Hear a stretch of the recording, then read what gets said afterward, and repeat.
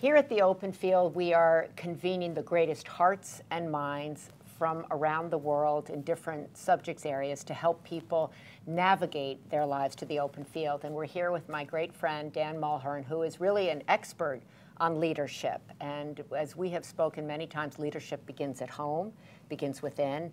And what you do at home, you can take to the workplace and you can take out into your life. And you've written a lot about leadership, and it's a subject that women sometimes really struggle with. What are some of the ideas you have about how to instill leadership in young women and in families across the country? I think women struggle with the word, Maria. Yeah. I mean, they don't struggle with doing it because they do it all the time.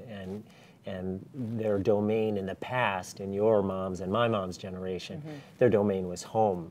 But now their domain is home and it's work, and they're leading in both places. So I think we have a problem with words when we think that leadership means CEO or it means governor, as our spouses happen to occupy.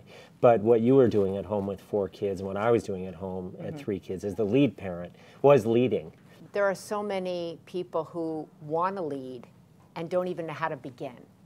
What are 3 things that anybody listening at home can implement today to put them on the path to leading? I think the first thing is a mental shift, and the shift is from having life happen to you to choosing that you're going to impact life. So make a decision to choose. Yes, and to choose an orientation that you're going to be active and change things. In your words, an architect of change. You're not just going to be in the house and have stuff happen to the house. You're going to build the house. Okay, so that's number the first one, thing. you have to recognize that you're able to make a choice in your life. Get in the driver's seat. Absolutely. Number 2. Number 2 is constantly ask, what is success? In the leadership field, they'd call it vision. But whether it's a meeting with a child or whether it's a staff meeting or a big interview, it's to ask before you go in, what's my picture of success? How will I know if I have it? So that you're thinking long-term all the time and not just reacting. Okay, so you have the ability to choose. You have the ability to set a vision for yourself, your child, or you in the workplace. Right. 3. Third thing is that you pull out an energy meter. And everywhere you go, What's that? you have an energy meter. It's an invisible thing in your head that doesn't measure volume or it doesn't measure temperature. It measures the energy of the people that you're trying to engage with. And so when you have a kid who's detached or you have an elder who you're going to visit, your job is always to raise the level of energy.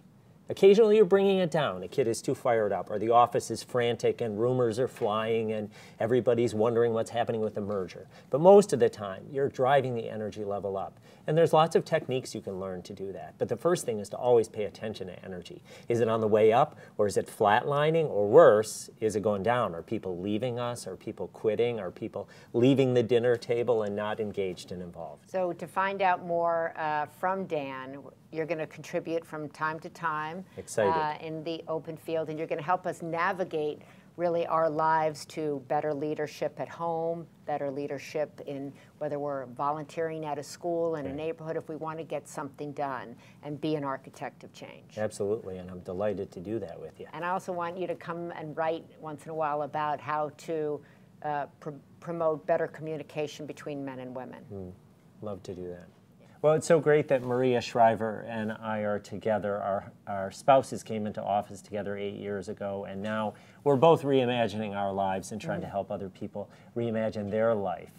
So love to have you check out my site and see what's there. And Maria's got a cornucopia of riches at her site of wonderful help to reimagine your life, to live, as Maria would say, in the open field, to be an architect of change. Not to have life happen to you, but to have you happen to life. So stick with us.